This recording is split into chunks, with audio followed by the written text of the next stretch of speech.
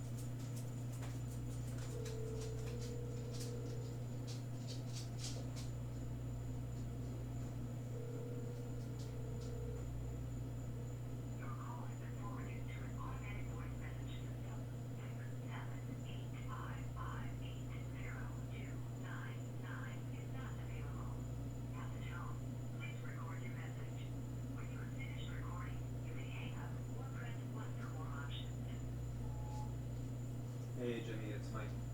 Give me a call when you get a chance. The show will be on in about 6 minutes.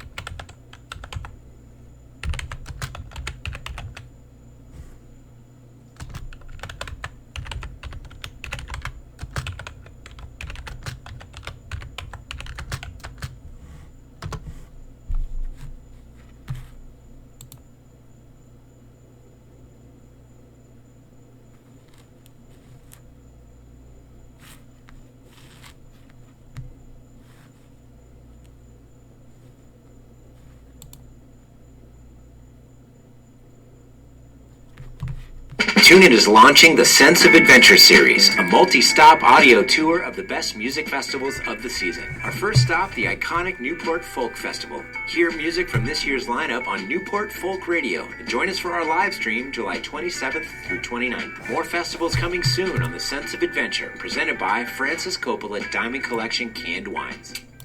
Bring Diamond.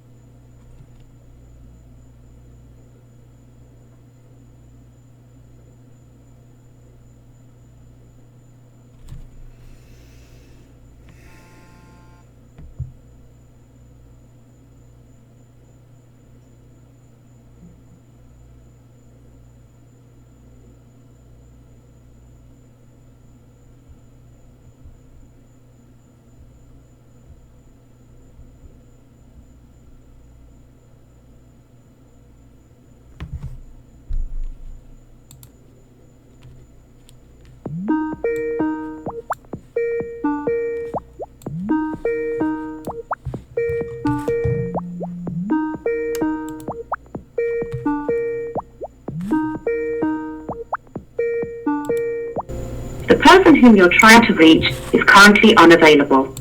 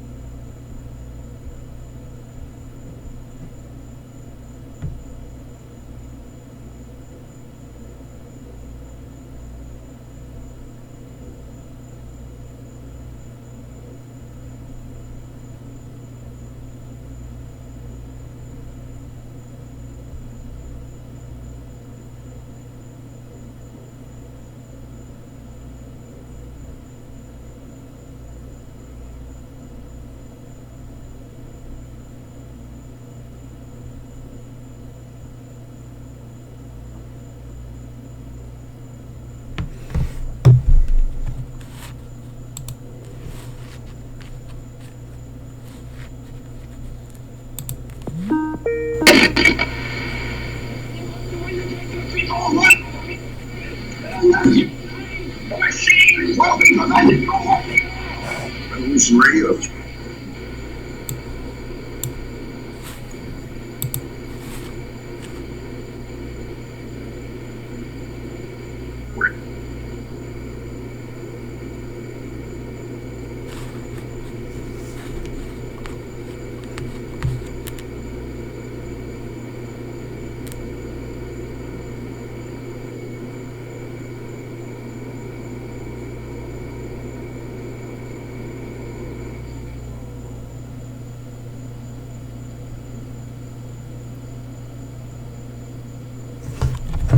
Hello everybody, thank you for joining me tonight. Once again, Evolutionary Energy Arts. And go ahead and give a call in and let us know what you guys want to talk about. Lots going on in the world, definitely. So what are you guys feeling about talking about tonight? I have to tell you, I just saw a really good video and it was all about Planet X. And it was pretty damn creepy. You know, definitely it feels like we are really feeling the effects perhaps of this extra body that's so close to us right now and interfering with all the natural processes going on. So come on guys, give a call in. And the number is 614-400-5835. Again, 614-400-5835. And let's see what you guys want to talk about. So obviously we have had tremendous forest fires going on and in California, tremendous fires out in Greece as well. Many people don't believe that they're natural in origin and think quite the opposite. So what do you guys think about that? And now we see the flooding in Greece as well, which has been brutal. So many earth changes going on. It's hard to keep up with everything. So I was telling you about this video, and it was talking about direct evidence in the magnetosphere of another or more than one other planetary size body at least that is causing an interaction electromagnetically with the planet.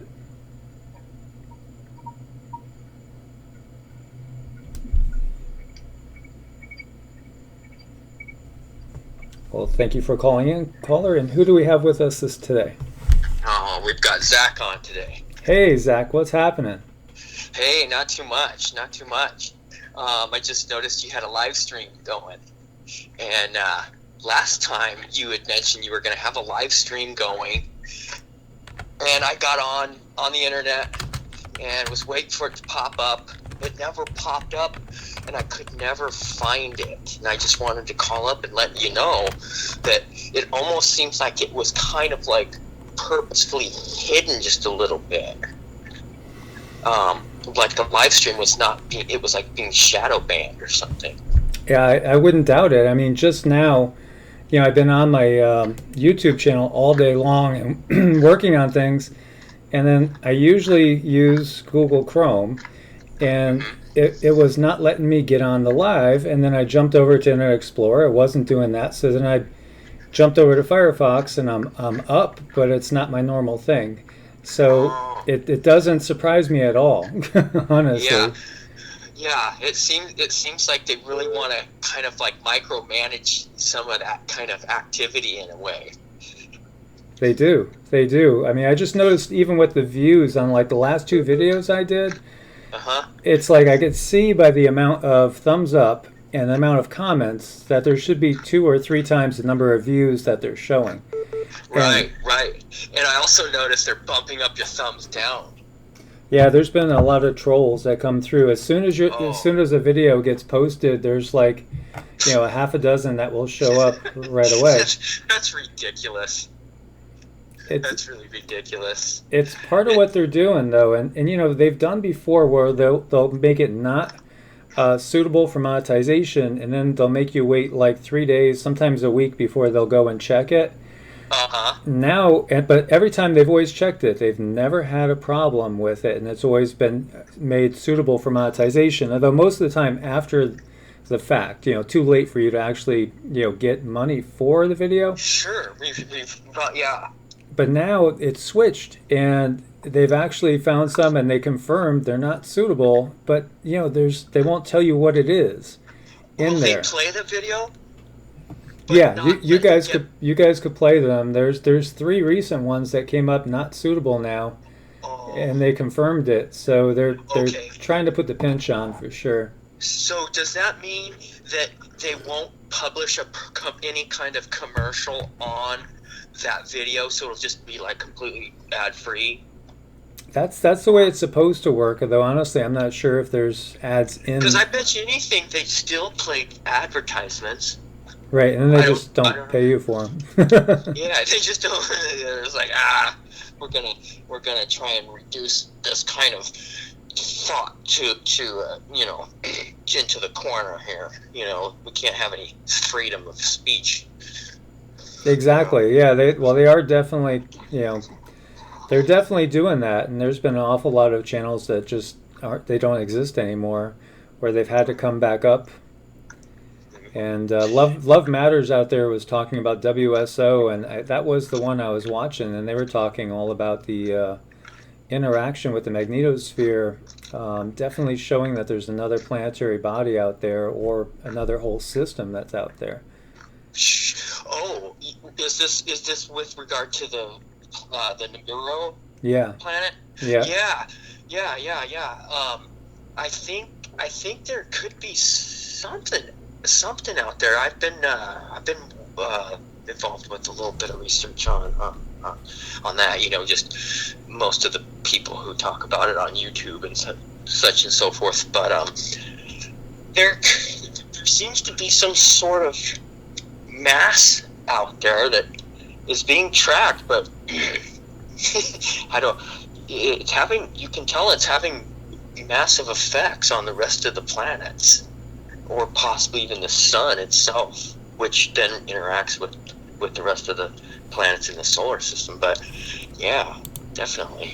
Yeah, exactly. I do have some good pictures that were sent in for me. One of them, actually like 4 pictures from Michael, who I think is in the chat room now, from Milford, Connecticut, which is actually where I lived for 17 years. We were basically neighbors, although I wasn't aware of them when I was there. But I'm going to put them in the video that comes up tomorrow morning, and clearly you could see there's there's more than just a lens flare. There's a blue planet type thing, and then there's something that's also orangish or reddish.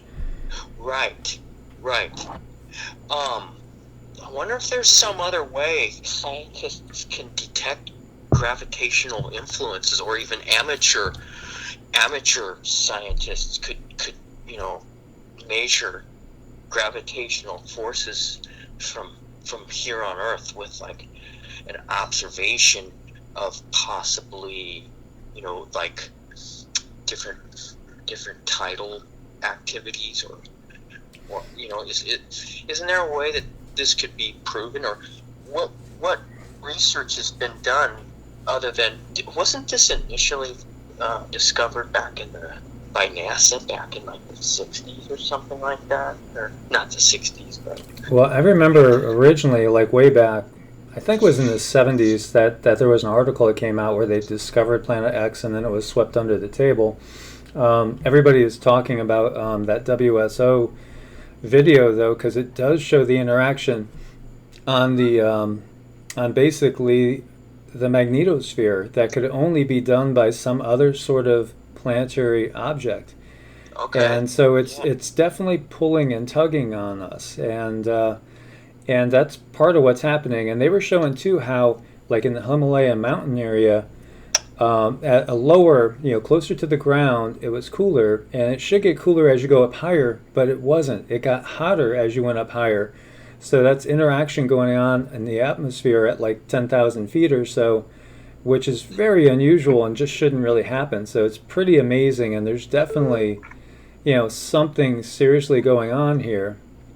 Mm-hmm. Right. Yeah. I haven't done much more research on it. I saw a few I think could potentially be intentional,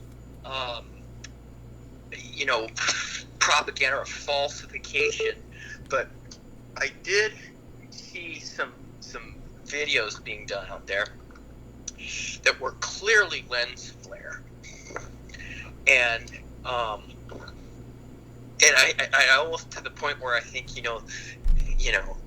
if they if there is some lens flare videos out there, that might try to make it appear less less believable. Right. But I'm not up to speed on Nibiru that much. But I did hear your video the other day where you were speaking of this airplane that might be down inside the ice or something. Yeah. It was 300 feet down below the ice, and that was from like 1942. Yeah, I was wondering if there's a piece of metal, like let's say we had like a frozen lake or something, and you put down like a piece of aluminum, would over time that piece of aluminum like melt into the ice somehow?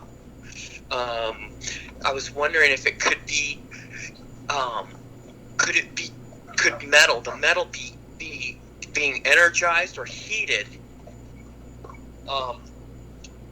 by any external energies? Like, what if there's solar wind that brings in, magnetic energies?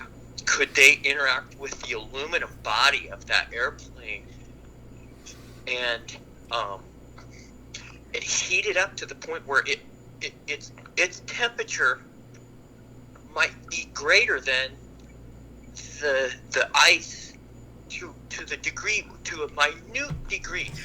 I think it only needs to be like a quarter degree cooler than the ice to melt down into it.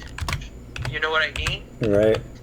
Yeah, well, I mean that's all very good observations, and gets me thinking about some of the other things that we really have to consider. Like one of the other subscribers out there that I talk to on a regular basis is looking for an RV as well, and but part of the thing is we're going to be so energetically, we're going to see these electrical storms that are just going to blow away what we're seeing now, and now they're already blowing away what we used to see years ago. And so as the interaction increases, it's going to be really tough to be in anything metal, period. And that's why the ancients built, everything in stone and earthenworks, because they knew about these type of times and these events. And that's, at least that's my opinion and suspicion on it. So I do think we're best off, like so many people are saying, you got to go underground. Which we have in the past, and we know that we've seen. I don't know if you've seen, but Ketel Hayuk and those cave systems in Turkey, they're amazing.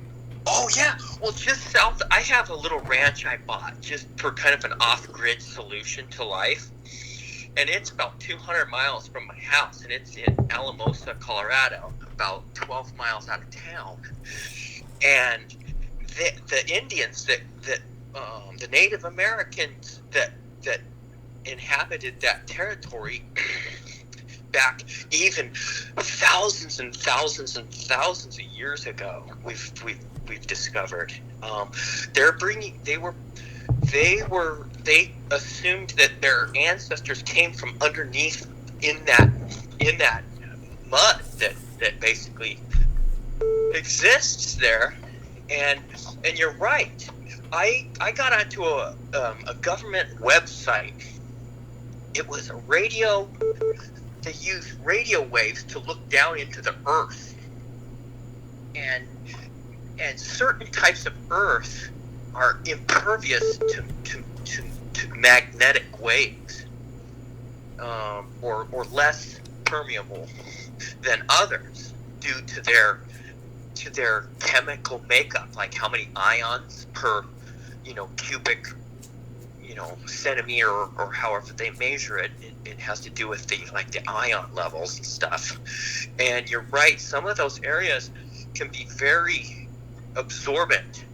They'll take the signal and completely attenuate it to the point where you're free from any kind of radiation. Yeah, it's pretty amazing, and the government, they know what's coming. Believe me, they know. Most governments do. Maybe not, some of the tiny African countries or somewhere down in South America. Maybe they're, a little bit in the dark. They don't really know what's going on. But all the big governments know exactly what's going on, and of course they don't want us to panic.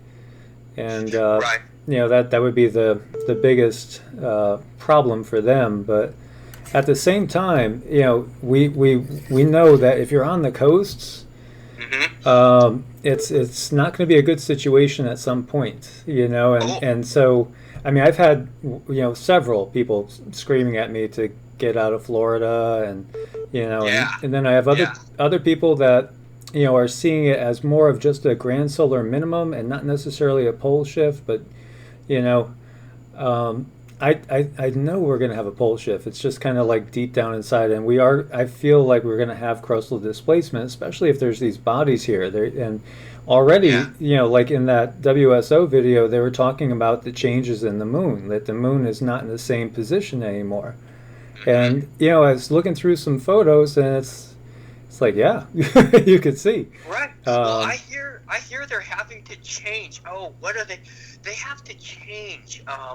It's a government agency, and they use some equipment to look up at the stars to check and tell where airplanes to land, or some. They use constellational positions for some. The concept is the same, but what they're having to do is they're having to readjust these instruments due to some sort of shift that they're detecting, and it's not very great. It's a slight bit, but it's enough to throw these pieces, these calculations that they make, completely off. So they're having to readjust, and I'll text or email you when I find this article back. But I'm on a road trip right now, and we went up through Yellowstone. Mm-hmm. And there's a lot of activity going on there. There's rangers looking we found rangers walking up and down the river, up in the geyser basin, looking for, like new not fissures, I don't think, but possibly like geyser activity in new places. Right. And then we swung up to the Olympic Peninsula, and I hear there's hundreds of earthquakes up there, and now we're heading down the 101 along the Washington and Oregon coast, and we're just like steps away from like the most active areas that in the United States right now, and it's really kind of amazing. Yeah, it is. It is. So, always wish you the best as far as safety goes, but also, try to, definitely take photos of whatever you see. There's definitely activity at Yellowstone, and when you think about the gravitational forces that are probably on the planet, it's like no wonder. And then just the fact that we live in a electric universe here, and the electrical interaction between these planetary bodies, it all makes perfect sense. It makes sense why the Vatican put out all those telescopes, and why all these satellites got shot up last November and December in just a couple weeks. They're checking it all out, and it's so interesting to follow all this, and definitely we have to all get to our safe zones, wherever that may be. But ultimately, there's so much more I want to share on this, because I've been working on this so much the last couple of days, and I've been studying it forever, but just the last couple of days, I feel like I've found a lot more info out, and it's just fascinating, and it's exciting as well as scary, because we're going through. The other part of it is we're going through what's called ascension. We're changing dimensionally and vibrationally, and this is part of it with all the extra energies coming in. Right? Yes. Where do these energies come from? And what are we and we just absorb them somehow and then change dimensions or something? Or I'm not sure I understand that part of it. Well, everything is vibration, rate, and frequency. So everything that is energy, and dimensions are just changes in your vibrational rate. And in all this energy, there is energy coming from the center of our galaxy that they've leaked little bits to us in these scientific papers, like admitting, oh yeah, we did notice this strange energy that's heading this way, and we don't really know exactly what it's from. It could be this, it could be that, but we really don't know exactly. But yeah, there is some energy coming this way from the center of the galaxy. And so there is a central sun in the center of the galaxy. It's kind of like the center point, and then there's also thought to be the polar opposite of also at least one black hole, if not many, many black holes.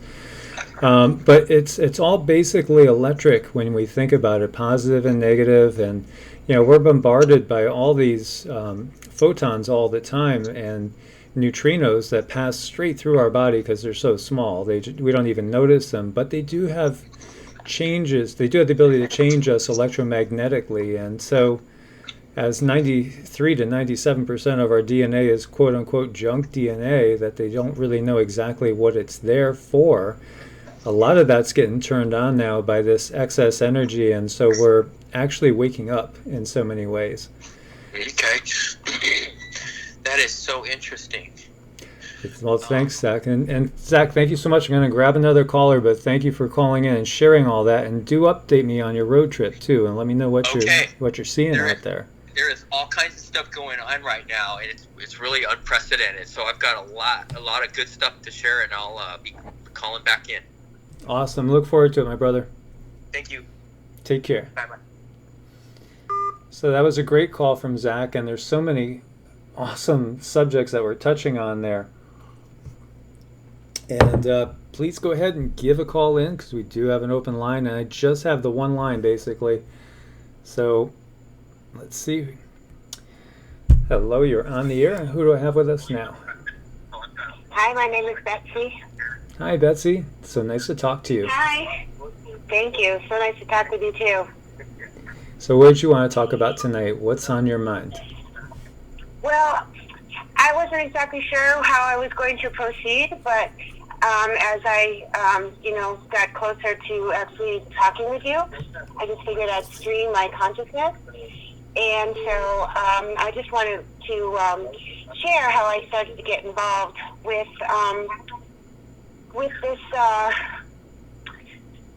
this whole Earth changes phenomenon.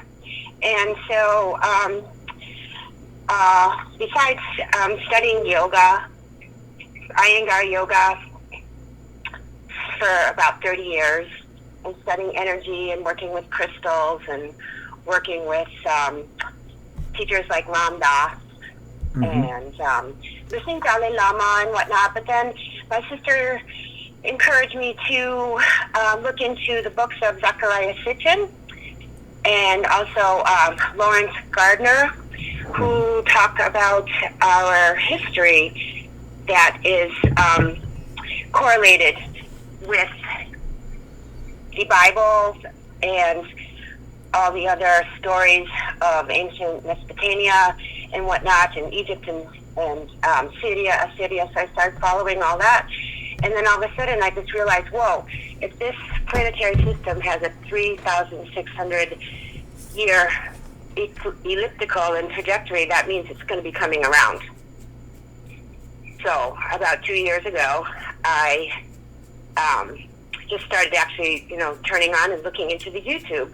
And so little by little, I discerned and picked out a few people, a few things that I would follow that I felt were on the higher vibrational level as opposed to a fear-based level. Right. And so I just continued to study and figure things out. And I watch Alaska cams, I watch Arizona live cam, I watch Mexico cam, and I became a weather ambassador, a weather nation ready ambassador to be able to let people know what's going on. And so I just, to the best of my ability, and I speak to each person differently as to wherever they're able to receive the information. And most people are not open to what may be actually really, really going on. But thanks to you and a few other people, I'm able to actually, deliver information that people can hear about what it is and what could anybody do if it was a high end times, anytime, in any given moment, anyway. Mm-hmm. What do you think that they could do? Well, I think the most important thing that we have to do right now is really ground and center ourselves, just because it really is more of a spiritual thing than most people realize. I mean, we're seeing all the changes, and they're obvious. But the thing is, we gotta find our center, and it's amazing the difference. So, like, I'll share with you that today I had 2 meditations, and the first one was maybe about 45 minutes, and the second one was probably a good hour and a half to 2 hours. And right on, tools. Give them tools. Yeah, exactly. You have to do that. And honestly, I wasn't feeling awesome, but then I came out of this second meditation feeling amazing. And it has to do with this change in vibration, change in frequency. So we could make everything manifest so much quicker now than before. So we're going to make so much more. I believe that too. Yeah, we're going to make so much more progress now. It's and think of it in this terms. This is a great time to start up a meditation practice, QiGong, yoga, because you're going to get so much more out of it. Thoughts, right? Exactly. So it's amazing the changes, and like one of our people that's in the chat room, she shared with me because she follows my she does my QiGong videos that I put out there on a daily basis. Oh, and nice. she just said that, you know, everything is completely changing for her, and she's just becoming so much more positive, feeling so much more powerful and empowered, and just you know, she's handling everything so much better. Right, and it is very possible. And I think if people tune into, it's like we have each of us have a vibration and a tone, and we're attracted to other people with a similar tone, and together we make a fabulous, absolutely amazing symphony.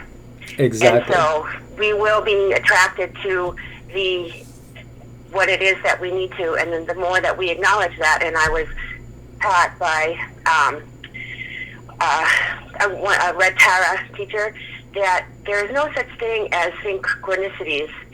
It's all just our lives in the universe divining itself, unfolding in a divine way, and that we should recognize it, celebrate it, exclaim it, share it, and also we must keep up a puja, you know, have our altar, but we also have to do our daily work too.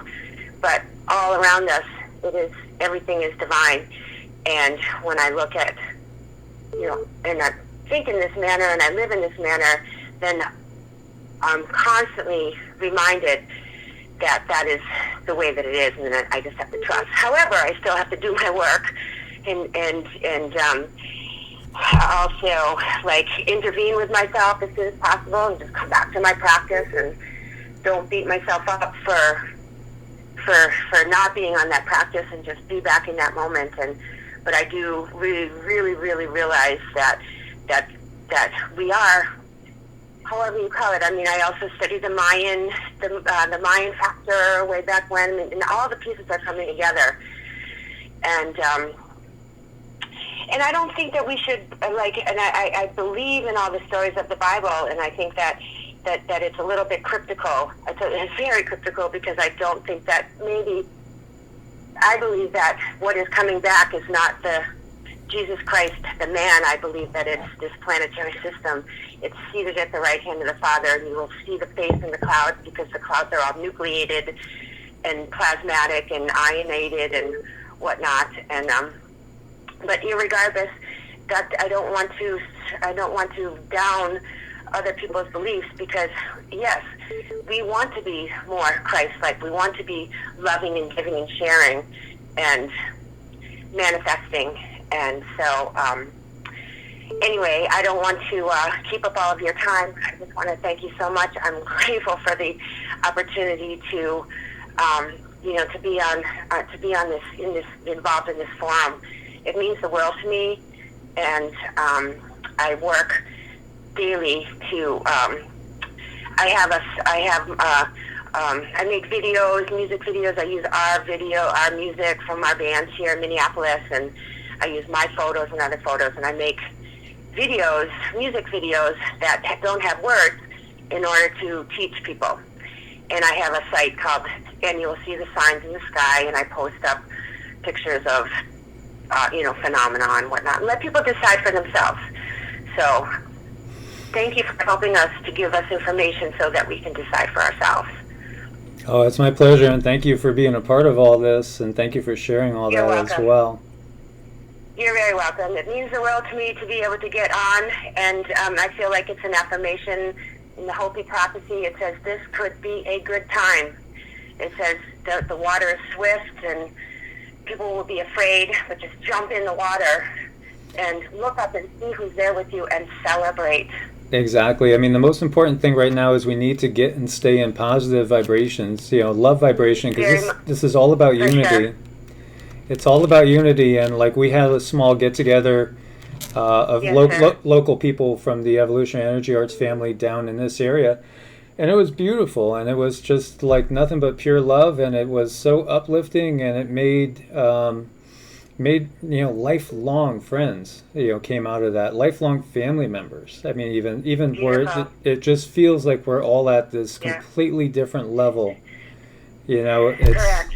it's something that's to be completely embraced and built on, and don't be afraid of Right. experiencing the Celebrated. emotions. Yeah. We are emotional creatures, so we have to embrace that. Don't be afraid of that. Let the True. love come in, and just let the fears go away. And True. that's really the most important thing And- right now. Right, and it doesn't have to be. It doesn't have to be with one. Like I feel like because we play our band, the Shotgun Ragtime Band, we play every Sunday. It's been 300 something Sundays, and we play the music of the Grateful Dead and Gary Garcia, which is very vast. But it is a gathering place of things that are very high, and we do not have to name what it is that is going on. But if people can actually recognize and verbalize, or just without even words, be in that moment of no time, or no sense of time, no wanting to be someplace else, no separation, and whether or not people recognize that or honor that, that's one of the things that I try to bring up. It's not about fear and doom and gloom about this, our potential for massive earth changes, but I think but to celebrate the beauty of it, and also but to let people know what is actually going on around the world. People don't know, and from the mainstream media, all of the floods and the cracks in the earth and the volcanoes, and they don't understand and don't want to, because they'll say, "Oh yeah, that goes on all the time." So, nonetheless, just breathing deeply. Yes.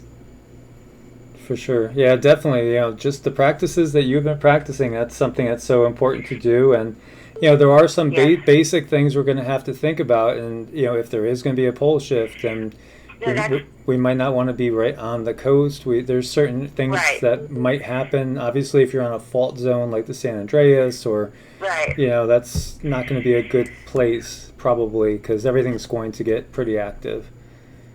Right, because I have family in Seattle, and I have family in San Diego, and I have family in Massachusetts, and we summer on the East Coast of Massachusetts, and I've seen,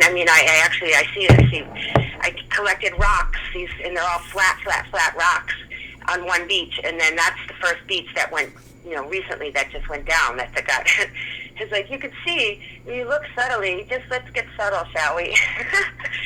So, just breathing deeply and knowing how to breathe. That's one of the things people come to me to ask, about how can I deal with this or this, anxiety. And just the tools are the same, no matter what. So once again, I just want to thank you so much for your putting all of this out there. It's that you're bold and you're brave and you're brilliant, and thank you. Oh, thank you so much. You're welcome. We'll keep in touch. Yeah, definitely. Call in, and then feel free to email anytime as well. I certainly will, my friend. Okay, Love you lots. Much love to you too. Namaste, sister. Thank you. Yeah, namaste. Namaste. Where's my friend? Hello, and you are on the air. Is this Linda? Yeah, namaste. Where's my friend? Hello, you are on the air. Is this Linda? Oh, am I on the air now? You are. Oh, okay. So should I turn off my YouTube? Yep. Or just turn the sound down.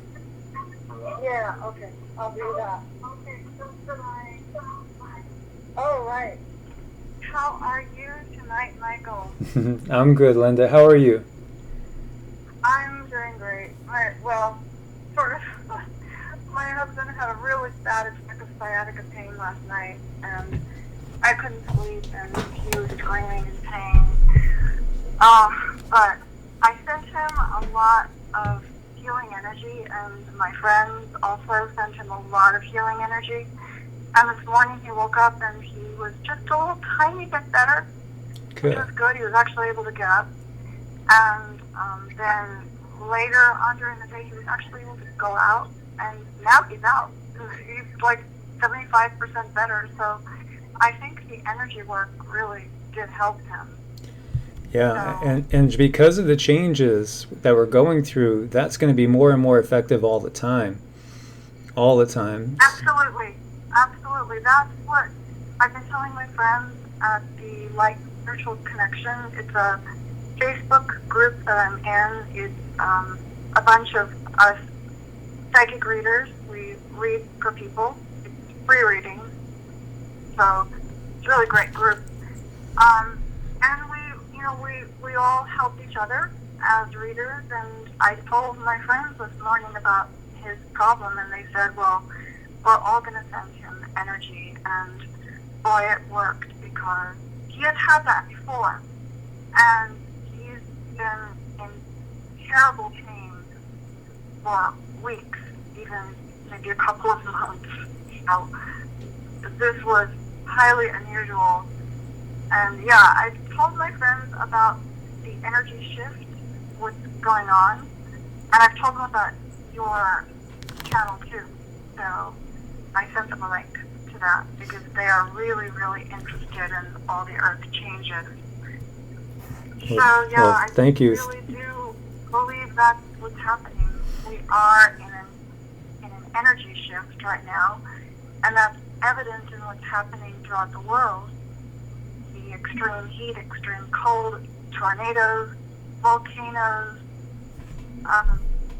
all kinds of things in the sky, strange sounds. You know, I don't know why people would deny it, that something is going on. Oh yeah, it's so obvious. And just so you guys know out there, Linda is our contact for Northridge, right? You're in Northridge? Yeah, for Northridge, California, which is in Los Angeles. So if you live in Los Angeles, we are close to North Hollywood, Van Nuys, Canoga Park, Woodland Hill. So that's about the area where we are. We're in the San Fernando Valley. And so far, I've only been able to find one person in California, Laura. She contacted me, but she was in Swanskin. So that's about maybe 2.5 hours away from me. So not able to get together, obviously. But yeah, I'm here, and all you need to do is contact Michael at evolutionaryenergyarts, and he will send you my contact on Facebook. So you can message me, and just let me know. If you message me, to say I'm a friend of Evolutionary Energy Arts or Michael, so I'll know, because I do get requests for a lot of weird people wanting to be my friends. I don't want that.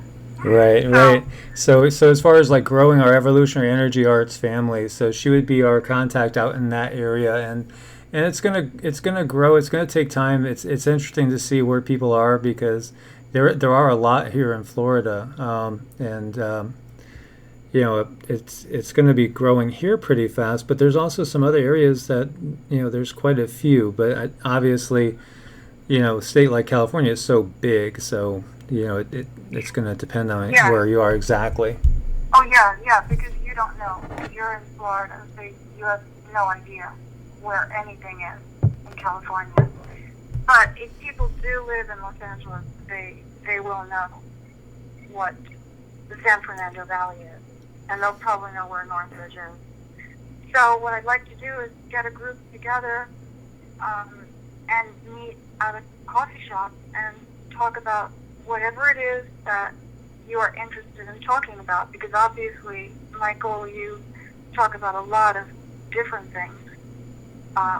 Earth changes, vibrational shift, weird things happening around even QiGong, anything that you guys would be interested in, I'm fine with. Talking about getting prepared for what's coming, because we might have we might have the grid break down at some point. We don't know. Yeah, I mean, I think that's inevitable. You know, and I think a lot of people do. I do see we have WSO in the chat room, which is awesome. Absolutely love. I love their, you know, what they did. I guess it was from 2 days ago, that video, but it was great. Just showing what's going on electromagnetically and just how obvious it is. I'm sending a message right now to my friends in light spiritual connection. They're going to have to listen to this. I'm live on Evolutionary Energy Arts, so I'm going to tell them. So, anyway, I really, really love your show because it is very, very interesting, and the way you put it together is very intelligent.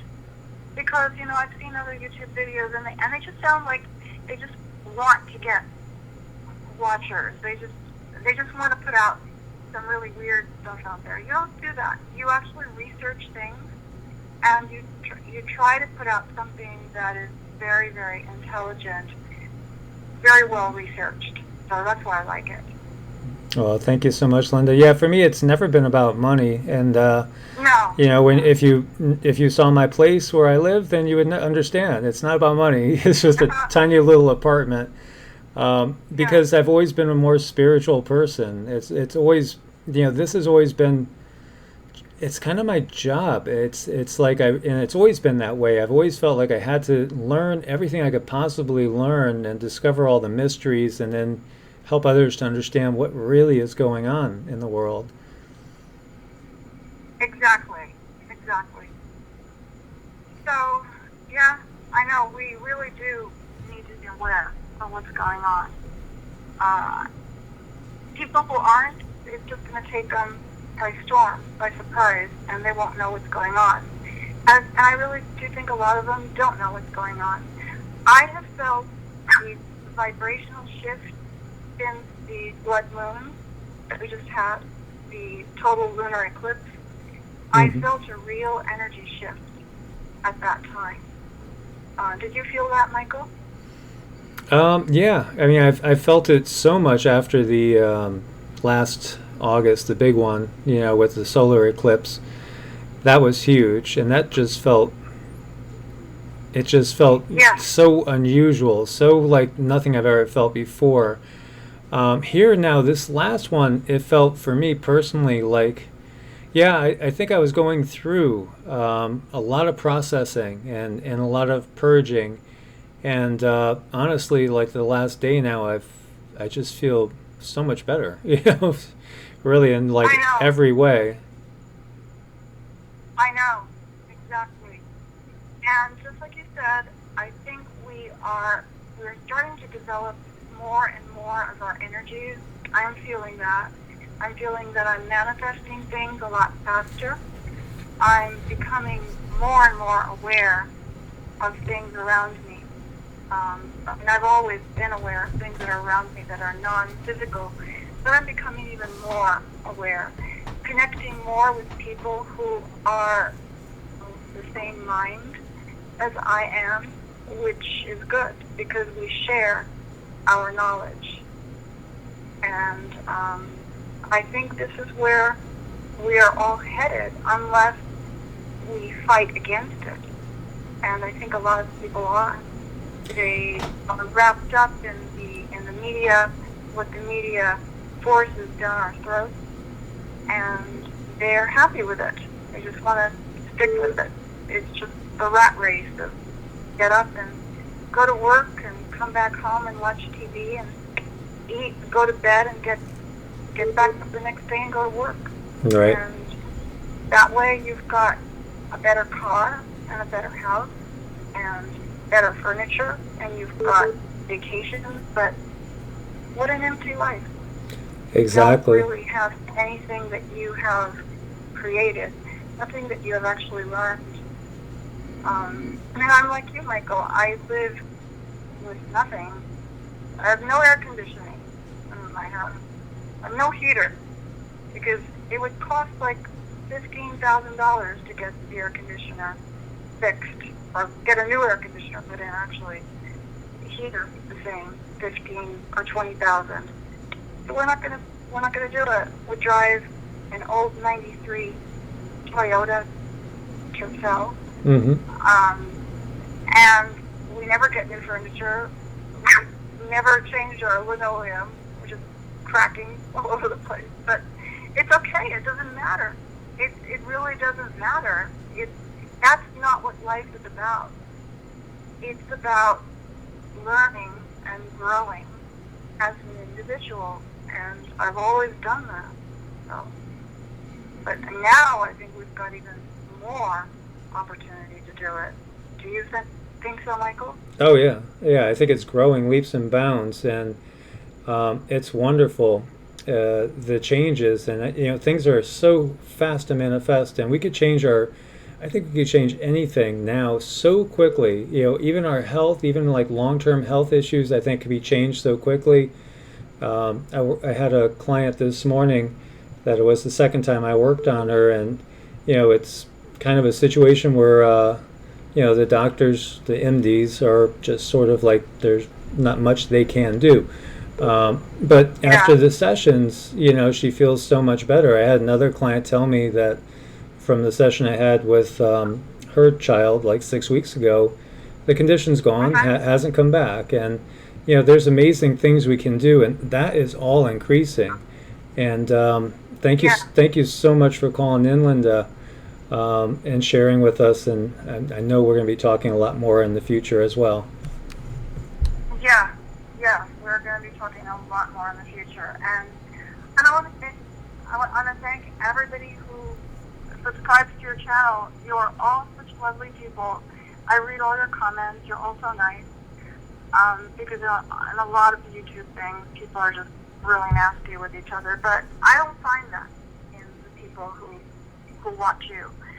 So thank you, all of you, for all your great comments. I learn a lot from reading those comments.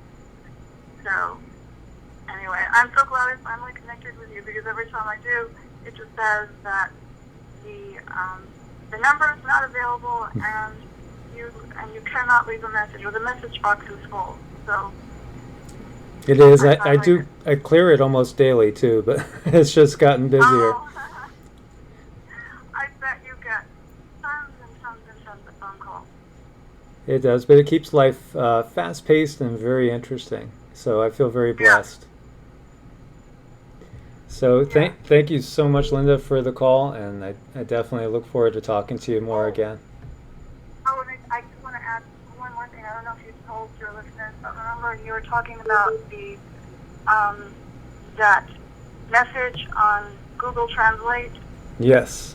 Remember that message? Oh yeah. I looked at all the languages that I could understand, which is a lot.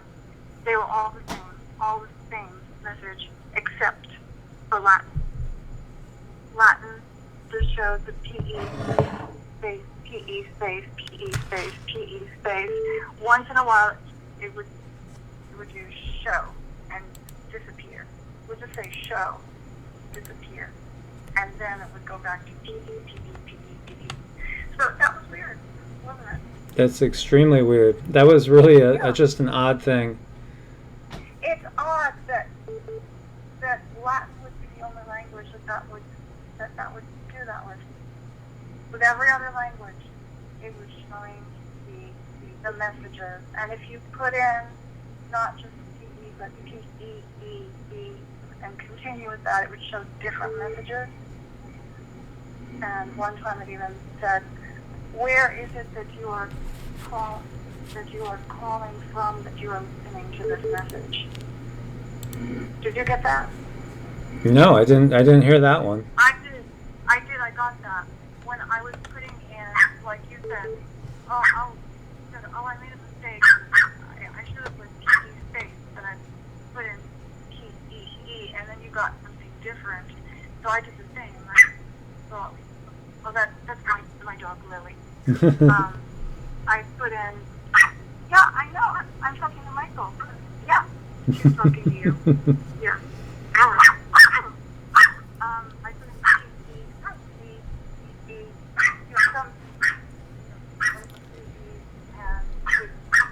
and where is it that you are calling from, that you are reading this message?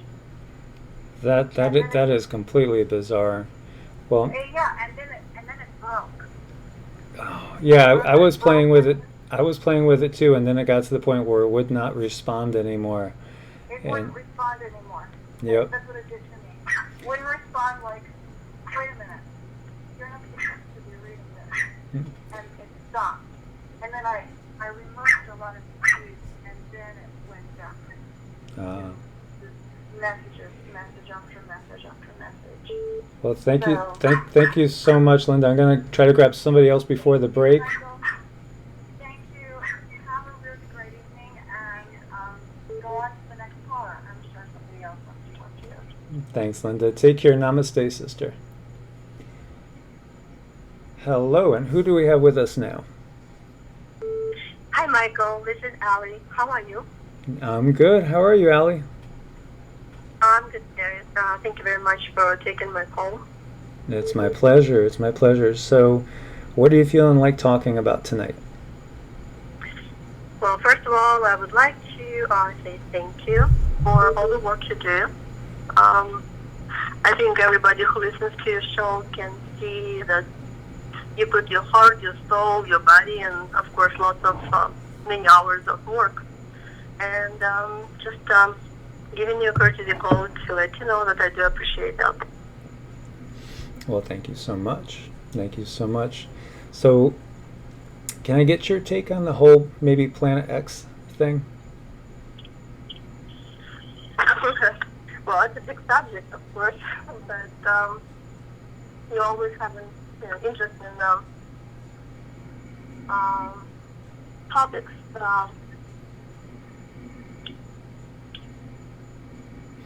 Just we have WSO in the chat room, or I think he's still there. I hope he is there, and I hope he will be able to give a call in if he has the time.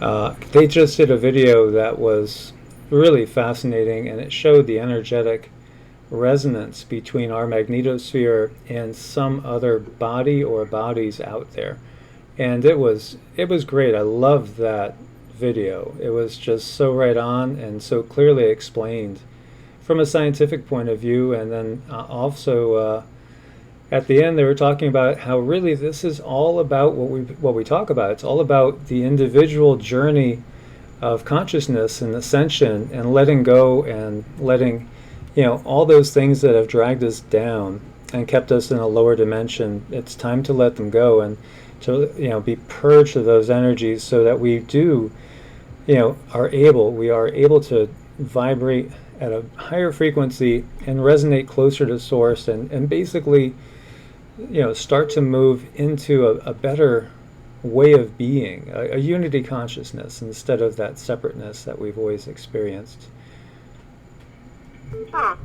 Very interesting. I haven't seen it. Hopefully I'll have time for that, but I totally agree with that. Even with Planet X, Nibiru, it has lots of different names in different cultures, different languages. I think this is just like a little one step, regardless that might take 20 years in our life, but it's still a little one step for us to basically grow, to evolve, because human nature can, I guess people can only evolve and get better in life going through some crisis. Because if everything is, golden and beautiful, and you have all the necessities in life plus, there is just not much you really will be doing. But if it's a stress, if it's a hard time, the best inventions in life on Earth in particular are usually done during the wars. So if the whole planet or the different countries or different people, even sometimes different families, or just one individual going through crisis, it depends, on his state of mind, of course. Maybe the families that are surrounding people. It helps a person to get better much quicker. Exactly. We grow the most in diversity, in basically times of trying and difficulty will cause the most growth. So we're heading to break right now. Thank you so much for calling in.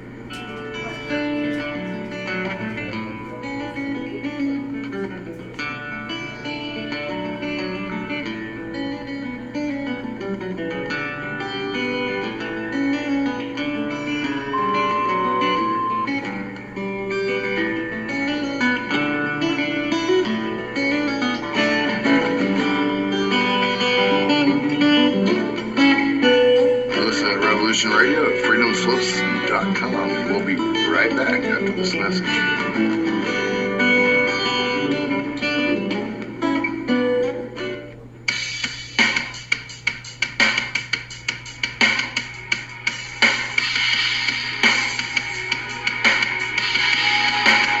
Enter into a world unseen on Raven Star's Witching Hour.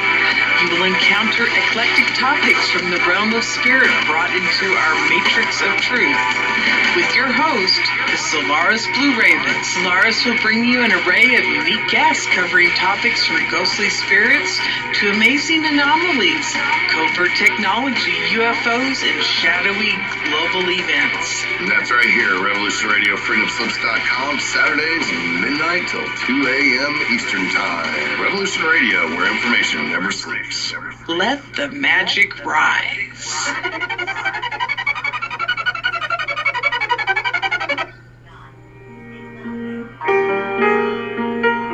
This is Barbara DeLong, host of Nightlight Radio, inviting you to join me on a cosmic journey, exploring a metaphysical montage of spiritual material, covering everything from the mundane to the magical, UFOs to unicorns, and everything in between, including spiritual readings for those who seek enlightenment.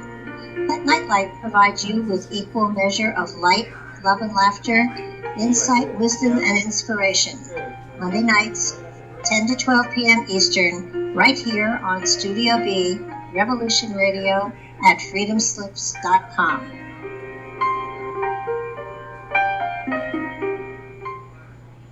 The opinions expressed on this radio station, its programs, and its website by the hosts, guests, and call-in listeners or chatters are solely the opinions of the original source who expressed them. They do not necessarily represent the opinions of Revolution Radio and freedomslips.com, its staff, or affiliates. You're listening to Revolution Radio, freedomslips.com, 100% listener-supported radio, and now we return you to your host.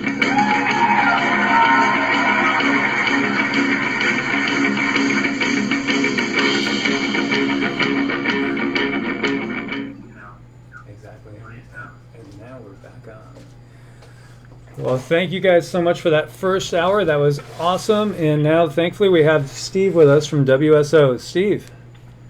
Hey everybody. How's it going tonight, everybody? Michael, how are you? I'm great. Actually, I was so excited because one of my good friends, Lisa, sent me a video, and she's like, please watch this before you go on tonight. And it was you guys, and it was that video that we were talking about, and I just felt like, I gotta watch it. And it was like, maybe 40 minutes before going on, and so I was just, I was like blown away. I was like, this is great because, we know it's happening, we feel it. So many of us feel it, and we could see it. And there you guys had it, scientifically looking at that direct evidence with the magnetosphere and the reaction to those bodies. That's right, and what's interesting about this is that it's so we have the front side solar contact with the magneto pause, and then that's a lot of big words, guys, but it just really means energy comes from the sun, and our Earth's magnetosphere will push that energy out so that we're not damaged by the cosmic rays and all that. And then on the other side, we've been seeing this what we call a negative solar wind. So there's this like an opposite solar wind coming from the backside of the Earth. That started a long time ago, actually, and it's interesting when you go back and look at the research. It's like, oh, wow, this has been going on for a long time. While Venus has positive pressure coming from the sun and no negative pressure, the Earth has negative pressure. So we know that it means it's out. Whatever's happening is outside, obviously, the Earth's orbit and outside of Venus's orbit. And it's not affecting Venus right now, apparently. But it sure is affecting Mars, that's for sure. I mean, it's so bright and luminescent. I have a feeling that has to do with perhaps UV reactive materials on the surface of Mars now with the dust storm, and we've got a very, very energetic UV presence in the area. It's just lighting Mars up just so everybody sees it. I don't have to just go out and look at Mars. Nobody's ever seen Mars that bright before, I'm sure, in your lifetime. No. Unless I don't know. Maybe there's somebody that's 100 years old that can say something. But I hang out with pretty old people. None of us can remember being that bright ever. No, yeah, definitely. There's huge changes going on, and you know, I just got to think there is something to this system. And, you know, what is it exactly? We hear about it in different traditions, you know, blue Kachina, red Kachina, you know, Planet X, Nibiru, Nemesis. Yeah, there's so many different words out there. And I did get from one source, too, that was, it was like the second source I was talking to, and it kind of clicked with me about, you know, perhaps this is like something dimensionally that's going on, because we're talking about ascension, we're talking about frequency and vibration, and maybe there's something like this has always been there, you know, but just in a slightly different dimension from here, from where we are now vibrating at, and now we're rising up in vibration so that it's actually physically having a bigger impact on us. Do you think that that's possible, or you just think this is just simply it's? I think it's definite. I think that's clearly what's happening. This is going to have an effect. Remember, electromagnetics have an effect just in a physics level, not even talking metaphysical, just physics. It's going to have an effect on our cellular structure and so forth. And part of the, I don't know, call it a transposition, because we can't stay in these host bodies, right? I mean, this is a fallen version of human that we're in. This is not what we're supposed to be. This is not what our eternal blueprint looks like. This is not how we relate to the universe. And let me give you a really good example. You know, if energy cannot be created or destroyed, why do we have to eat? Mm-hmm. You know, why do we have to kill, and why do we have to maim? You know, and it's like, well, we can eat plants. I beg to differ, my friend. We know that now plants also have feelings, and they can feel pain. So tell me now, is this a natural system we're in? No, it's a manufactured system. It's a system that is meant to trap our souls here and to, unfortunately, feed on them. And I know that sounds far out, but I want to start out and step back a few steps, because it's not about Nibiru for me anymore. When I first got into this, it was about, oh my gosh, there's something that's happening that nobody told me about, that is clearly in the historical record, that is clearly scientifically observable. Because remember, I only woke up to this stuff in 2014. So I'm not like, you know, I'm not one of you 20-year, 30-year people that have been into this stuff at all the different levels, metaphysical included. But what I've noticed is that when you approach this particular subject, and if you can see the truth of what's happening in the solar system, in the universe, and you start to open your mind, it's kind of like a gateway. We call it a gateway drug into its spiritual discussion. So the first thing I went to and clung to was my own Christianity. I'd been a fundamentalist for a long time of my life. I went to Pentecostal Bible school. I went to, I was a raised Catholic. I mean, I got it from both ends, man. I got it from Catholic and Protestant, right?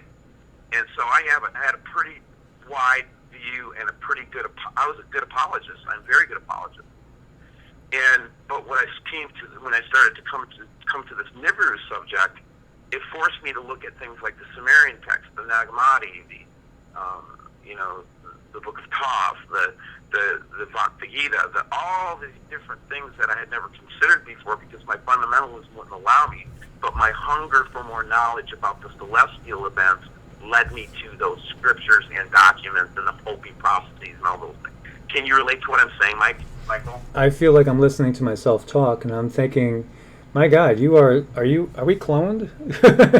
Because I believe exactly what you said is exactly how I feel, and that's where you start to wake up and realize these things. You know, you have to get into these other books, and then it becomes really clear. Okay, so let me ask you a question. This is interesting, because as I've separated myself from, kind of the Christian, I say there's a good Jesus and a bad Jesus. How's that? Okay? There was a ray that came into this earth to show us the way. His name was Isu. It was not Jesus. It's offensive to me when you call him Jesus now, because he's part of my family, and we're all part of his family. And he came to show us the way out of the pigsty. It's as simple as that, as far as I can tell. This is my theology I'm laying on you, so nobody has to accept it or believe any of what I'm saying. I'm just telling you what I've learned. And so there is an Isu that is important and significant, said very important things, but there was a huge And again, I have deeply studied the manuscripts, the scriptures. I read Greek. See, people assume I don't know Christianity. I know it cold, baby. You can ask me any Bible trivia question. I'll kick your ass. Okay? The point is that I came to find that a lot of this stuff was distorted on purpose. And so I found myself reading, where Jesus opens up the Isu, and I say Jesus so people know who I'm talking about, but Isu opens up the book in his synagogue. He opens it up to Isaiah 61. He said, I came to set the captives free, to heal the brokenhearted, to that thing. And then he says, this day is fulfilled in your ears. Shuts the book and sits down. And I was asking myself, what exactly are you setting me free from? Because I can tell you, as with 30 years of being a Christian, I don't feel too damn free. Okay? And if Christians would be honest with themselves, they would admit it doesn't work. Exactly. And you want to know why it doesn't work? It doesn't work because they deceived you into Baal worship. Now, these are things you can only learn if you try to follow the trail of the story of Planet X, Wormwood, Nibiru, whatever you want to call it. Because it's going to take you on a journey through all these different bunny holes. Because this is the granddaddy conspiracy. Okay? And it's because it's in all the historical records, all the peoples of the earth, all of the metaphor, all of the legend. It's everywhere. And it forces you to open your mind and think in a greater sense. But what really freaked me out is when I ran into this word eternal, and somebody asked me, and they said, have you really thought about it, what it means to be eternal? So I'm like, no, I guess I never did think about that. Right? Mm-hmm. And so that leads you into a whole nother level, right? Because then you start to see, this Vesica Pisces, this mm-hmm. I don't know if you've ever looked at a side view of the Milky Way. Have you ever seen a side view of the Milky Way? And it's got those two big bubbles, one on the top, they call them Fermi bubbles. Right. When you look at the Milky Way from the side view from far away. Yes. Have you ever seen that? Yeah. That's a galaxy in self-consumption. That is the snake eating its tail. It's the whole galaxy that has fallen. And why did it fall? It fell, as far as I can tell, again, this is what I've learned so far, and if you can enlighten me, guys, and I'll shut up here in a minute, let you talk, Mike, I'm starting to monopolize things. But it's like, they literally locked us in a soul body trap. Eternal beings locked, and why are they doing it? They're eating us. And we don't, as sovereign beings, do not have to accept it anymore. And we won't. I mean, if you're listening to this and you agreeing with what I'm saying, you're well on your path to get the hell out of this matrix. I'm convinced of that, at least. Now I'll shut up and let you talk, Michael. I'm sorry. Well, see, I was responding to a comment by somebody that had said, because I did say that this is a galactic thing, this is the whole galaxy in this morning's video, and they were just saying, well, no, the only evidence that we have is that this is affecting our solar system, but no, the whole galaxy, just as you explained, it's tilted and it's off. This is a galactic issue, and it's a big issue, and I do agree with that. And so in Buddhism, that's what Buddha saw ultimately, is that that's what all the deep mystics saw. Every one of them saw that. They saw the big monster eating everything. Yeah. Right? I mean, to make it very simple, and of course this whole, we start to come to learn that maybe these aren't planets we're dealing with, and some really big issues. Like, it really grows the story when you study it in its entirety. It makes it a huge story. It's humongous. It's intergalactic, multi-universal, parallel universal. There is so much going on right now that I'm still learning. I don't know. As much as I'm telling you right now, these are the things that I'm starting to pick through and see. And this electrical stuff that's going around the Earth is clearly the blue Kachina and the red Kachina, man. I mean, it's so plain to see. Yeah, well, it definitely one is. One is blue UV, one is red, and it glows red. IR. It's crazy how it's just like, whoa. Now you got to start considering the Hopi information. That's where I'm kind of going into now. I'm going to really take a deep dive into the Hopi prophecies and legends and see what I can glean about that now. And fit that into my story, and see what that brings me, and that's what I'm constantly doing. Is it's just, I'm just so hungry for more new information and to learn more. I guess I'm just monopolizing, Mike. I'm sorry. No, not a problem. You're my guest, and I'm glad to hear your points of view, because I think I watched maybe one or two of your videos before a while ago, and so this one, when I watched it, I thought, wow, we're on the same page here. And and again, I leave all of my videos up because I made a lot of bad choices during this period of time of change and rapid change. And that sometimes can lead to bad decision making, okay, and bad choices, and there was just a lot of mess that I went through, but I'm leaving it all up because I want people to see that there's an evolution. This is a guy that went through an evolution process, including my science.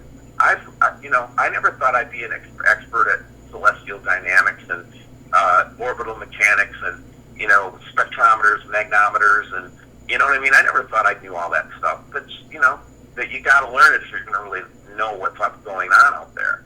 And then people say, well, they manipulate the data. Yeah, whatever. It's like if I see something happening from my back porch and then I see it happen on Setchi, I can tell you pretty much that we're seeing the right stuff on that. But that what they do is they'll twist it. So like Eric and I were looking at the big blue off the CME, and we saw it on one of the Enyos monitors, and we were going to record it, and then all of a sudden the dates started changing. Like the dates and all the dates columns on that picture just like we're going from 2012, 2016, so that we couldn't get a reliable cut of it to show the public.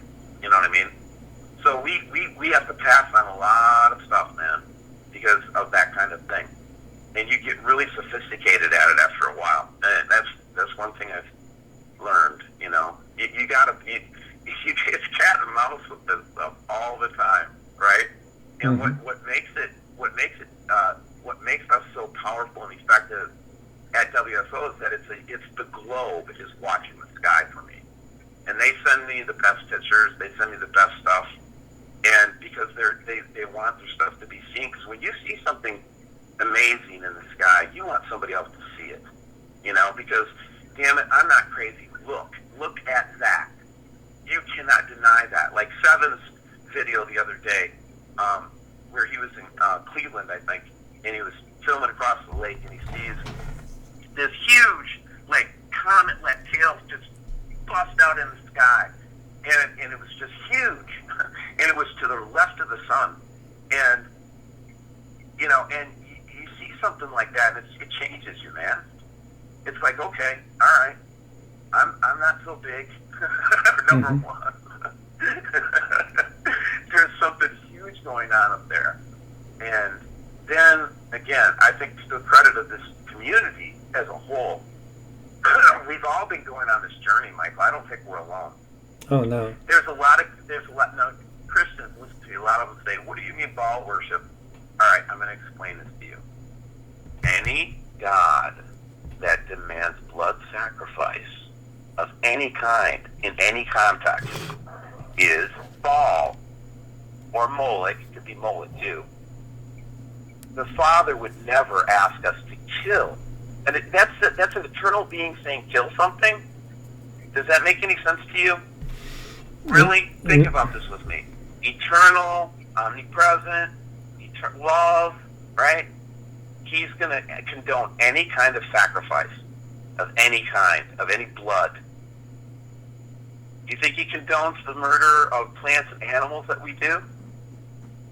No. This is a fallen system here, and we have to ascend out of it. It's like that's the choice. Do you want to ascend out of it, or do you want to continue living in the Matrix? Like, do you remember that one scene in the Matrix where the one dude, the traitor, was with the agent, and he was eating that piece of steak, and he was saying, I just want to come back in the Matrix. No, very, very, very well. And then I just want to have a nice place, and I want to have a nice job, and a beautiful wife, and whatever, right? Just plug me back in, right? And that's what a lot of people, believe it or not, seem to be choosing.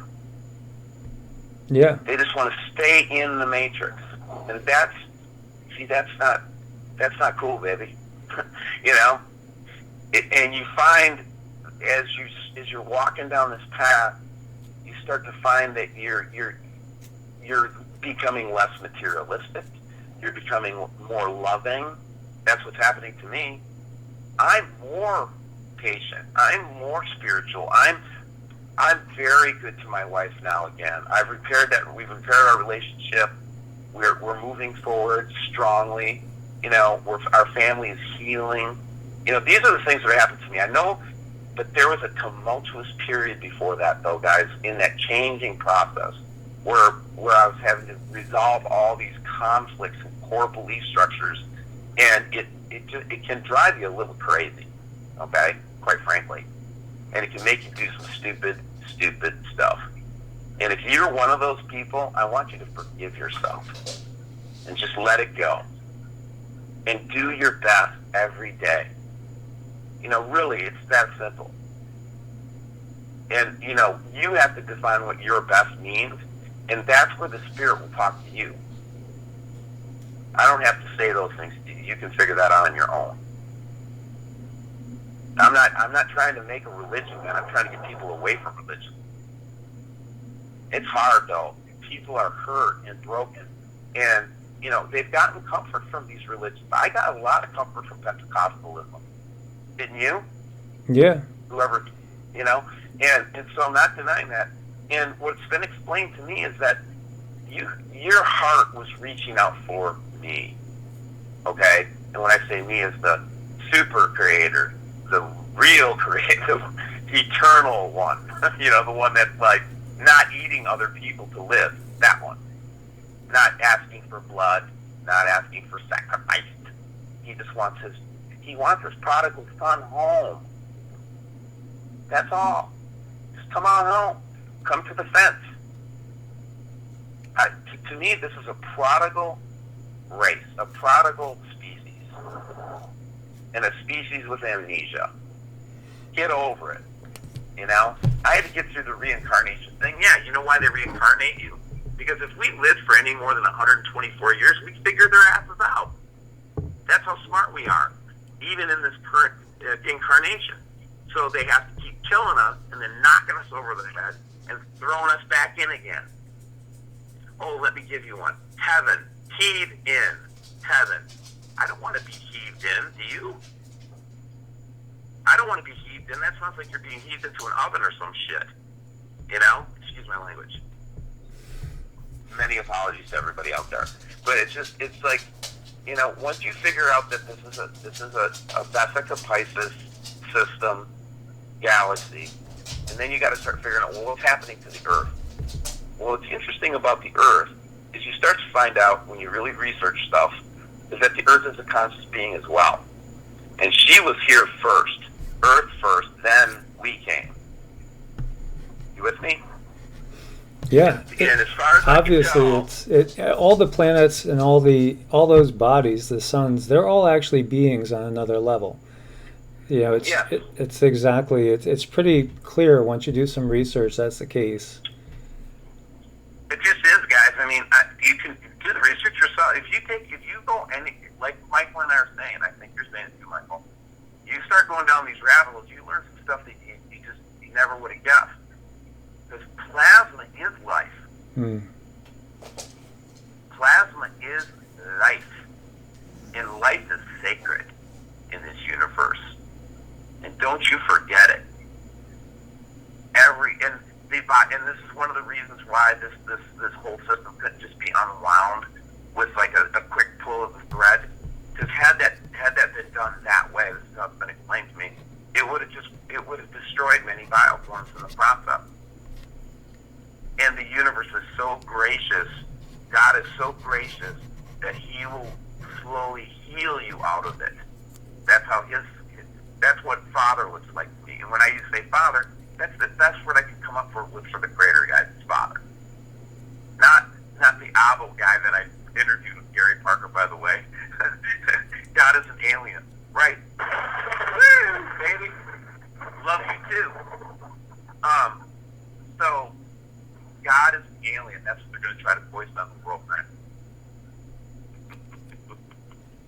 Well, I think we've taken some alien beings to be gods, and some interdimensionals as well have portrayed themselves as the creator, but they're not really the single creator or source.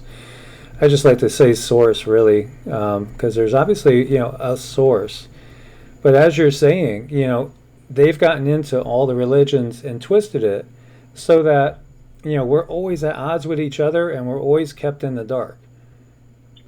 Right, because, and I think this, so I refer to the Nagamati, I still refer to the Bible. I'm an expert in the Bible, so I'm always going to refer to the Bible as my first go-to.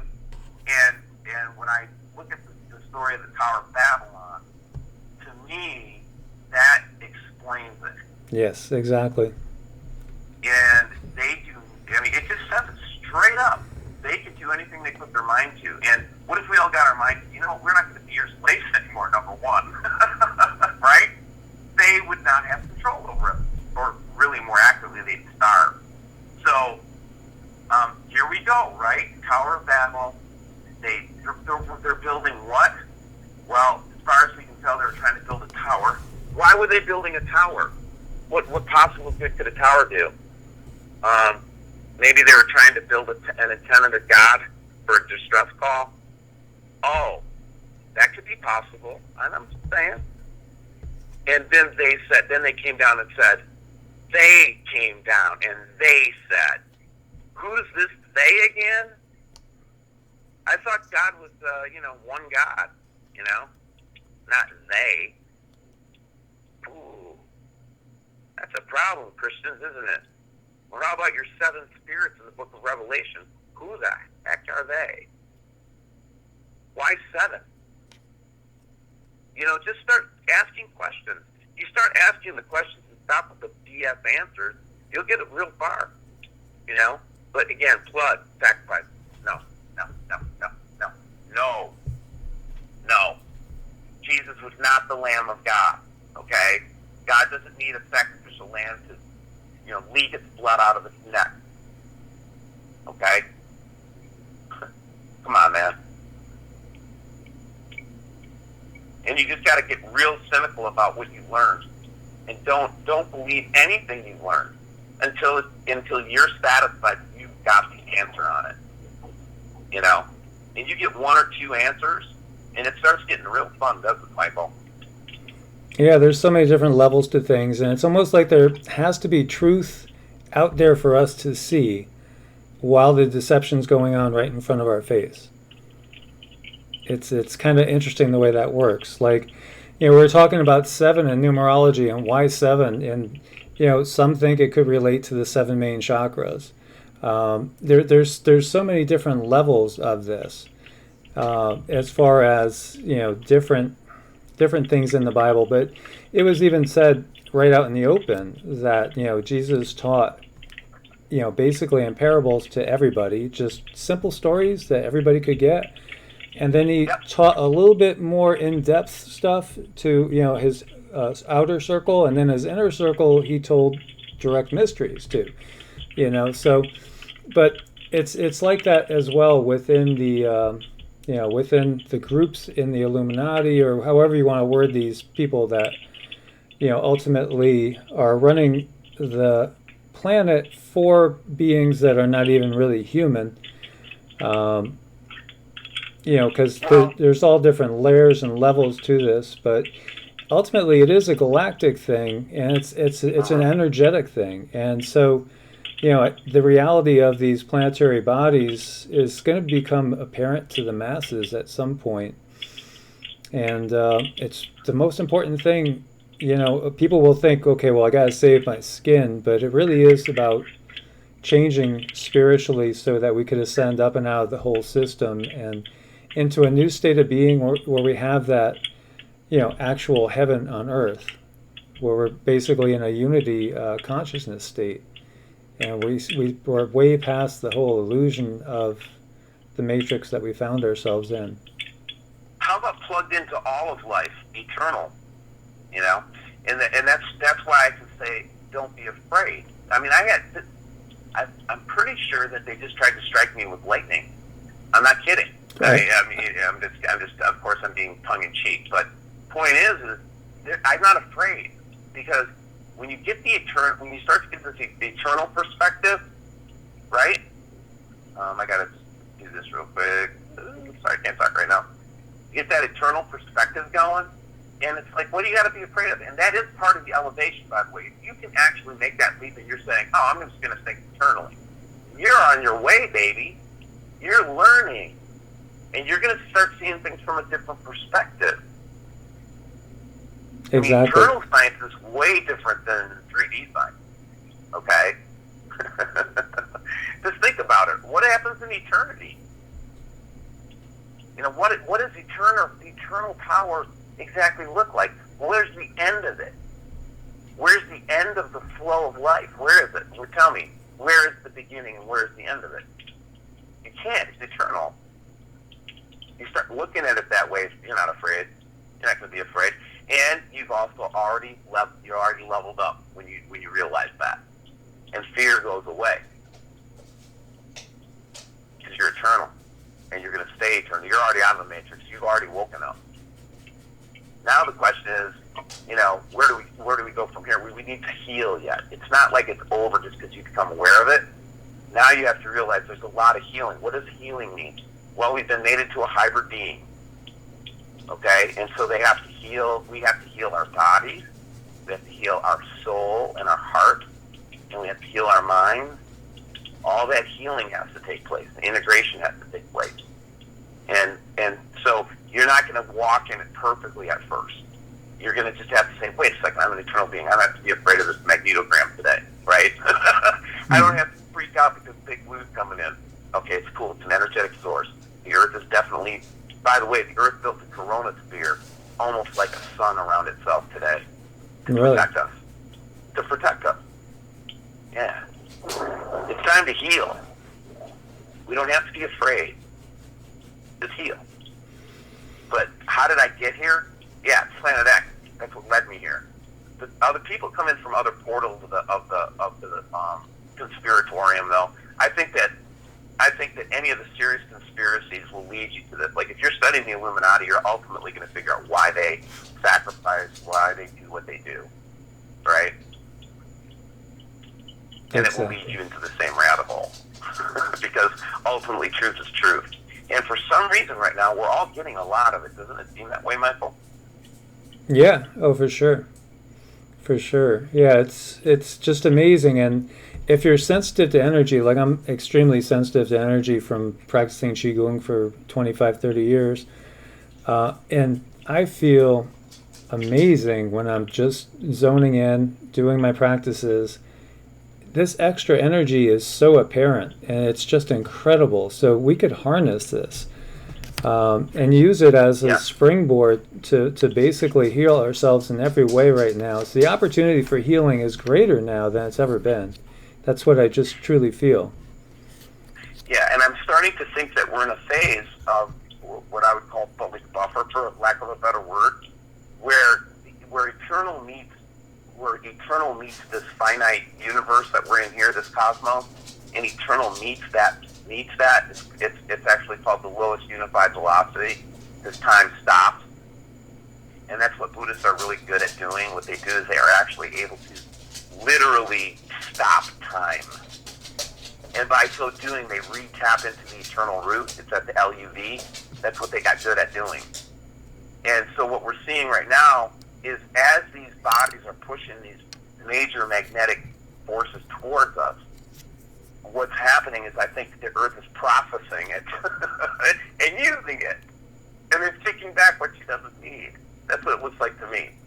I know it's crazy. It sounds crazy. Not to me. No, it's the Earth is ascending. And the Earth's going to ascend one way or another. It's up to us if we're going to go with her. And so I also had people saying, oh no, because I was telling them about grounding and get your feet on the earth and feel the energy flowing between you and the earth. And some people were saying, no, don't do that now because of all the changes. But no, we need to do that now because the earth is going to ascend. And, you know, it's up to us each individually to make our choice of whether we're going upwards or we're going to not, you know.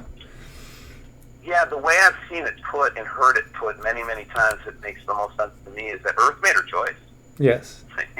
She made her choice, and thank you that you did, Earth, because now we can go with you. And so there's a healing component now, and so this is where we get into the astro theology, physics, metaphysical stuff, big time. What I'm hearing told in the spiritual circles is that they're lining up to get born in here because they want to leave the galaxy. They want to get out of here with the Earth. Is that wild or what? It is. Is that a wild thought? It is wild too, and part of what goes with all this is like recently I had heard. I mean, I'd seen before that the Andromedan galaxy and the Milky Way are merging, and so that's something that's a known fact, and it's going to take a long time and all.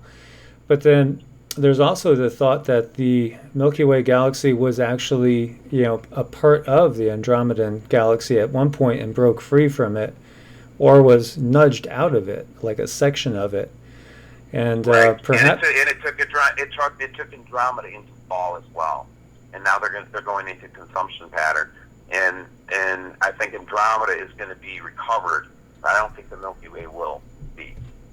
I think it's going to be it's kind of like one third fell, right, and so.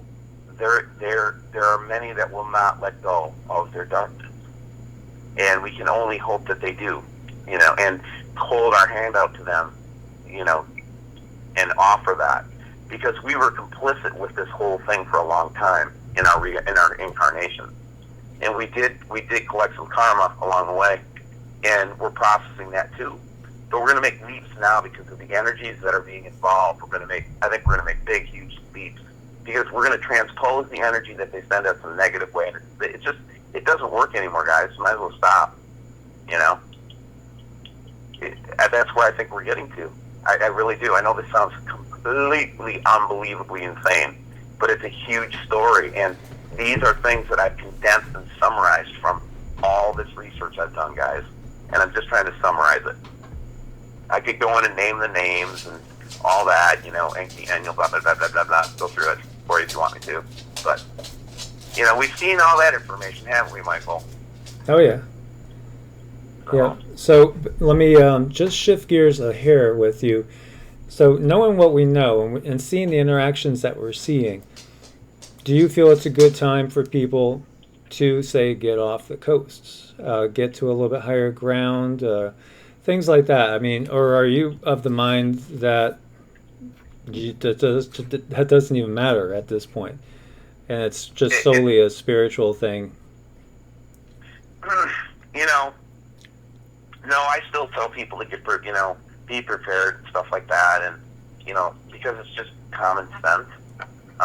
When you get to the level where you understand what's going on, you're watching the earthquake monitors every day, the things we do in this community to stay current on what's going on, and come on. If you don't know the coasts are in trouble right now, you're in this community. Come on, man. You know what I mean? There's going to be a lot of geological change. Okay, I don't think I can get past that. No matter how much love and how much hope and everything I have, it still stares me in the face that there's going to be change. What about you, Michael? I mean, I'd really be curious to hear what you think about that. Oh yeah, no, there's definitely tremendous changes. We see it in the plasma effects, really, these intense storms, the lightning that we've never experienced before. And I was going to ask you if that was some sort of sound effect you had going, or if that was real lightning. Oh no, I'm standing out. I'm in Minnesota right now, and this is very electric. It's a very electrical storm, and unbelievably purple, blue, violet lightning. And it's been going on now for about an hour and a half or so. So, yeah, I think this is a lot of energy. This is here's the Earth processing all this energy. This is one of the natural ways she's always done it. So. Right. And I see somebody is saying that we're in the grand solar minimum now, the eddy.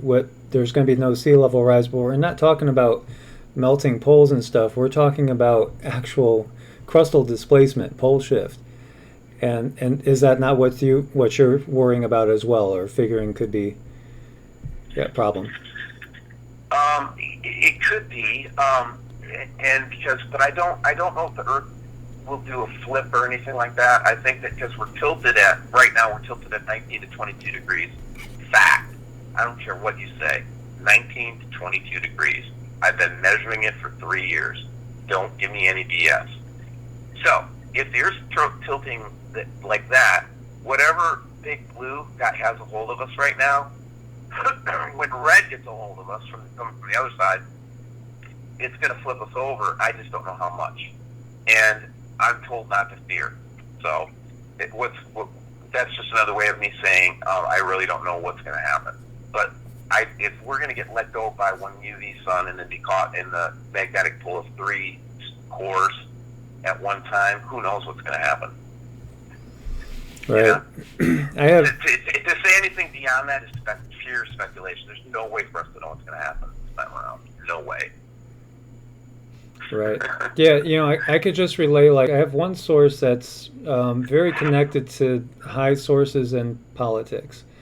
And this is somebody that I know is in inner circles, and they are expecting pole flip. They're expecting actual shifting of the crust. So that's what I've gotten from this one particular source that I do trust.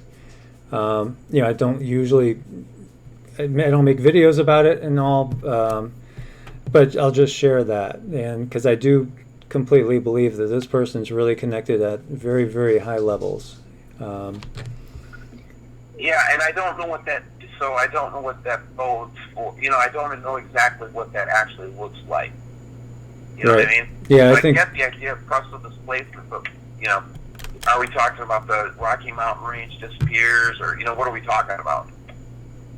Exactly. That I don't know. Yeah, I think Where are the oceans?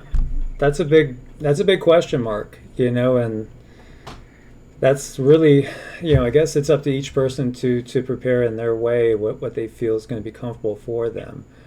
See, that's what I've kind of grounded to is like, okay, well, you're a big boy, you're a big girl, you're sovereign. Freaking take your heart out there and figure it out for yourself. And just let your heart be your guide. You'll be fine. Either way, you're going to be fine. Because even if you're thinking in these eternal terms, that tells me that you're already on your way. You know what I mean? Right. Because you don't want it. Because you're acknowledging that you don't want to be somebody else's food anymore. I mean, that's as simple as it is. And when you're saying, do you want to be food, Michael? I don't. I mean, I understand exactly where you're coming from, because there are these dark forces, that will feed off of fear, and they feed off of energy. Just think about the energy that is cultivated on this planet. Look at we're living under the gods of war. It's constant warfare since the beginning. And that's got to be costing us something, right, Michael?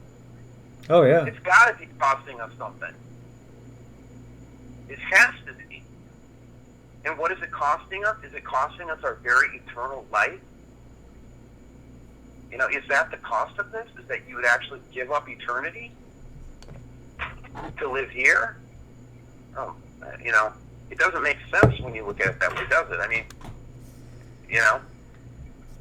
that's a gospel right there, baby.